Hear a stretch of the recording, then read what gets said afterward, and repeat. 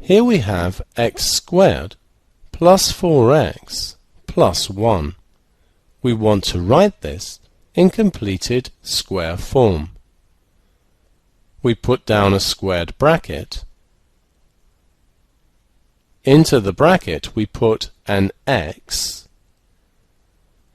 The number in front of x here is called the coefficient of x. We take half of this value including its sign, so we put plus 2 into the bracket. We need to look at what this is, so we're going to expand x plus 2 times x plus 2. X times x gives us x squared. 2 times 2 gives us 4. We then have plus 2x and plus 2x. So we have x squared plus 4x plus 4.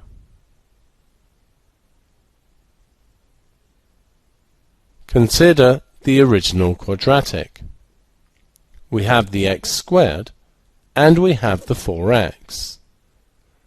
But the squared bracket here also gives us a plus 4. And we only wanted plus 1.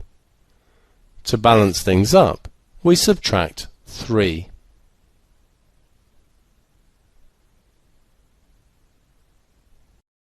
Now consider x squared minus 2x minus 5. Once again, start with a squared bracket. We put x and half of minus 2, which is minus 1, into the bracket.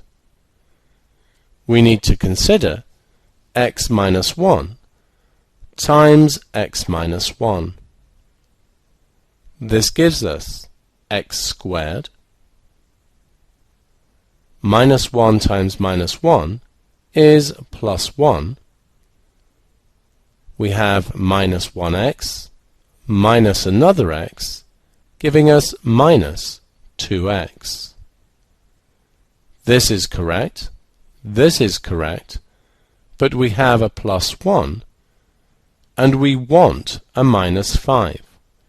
So we take off 6.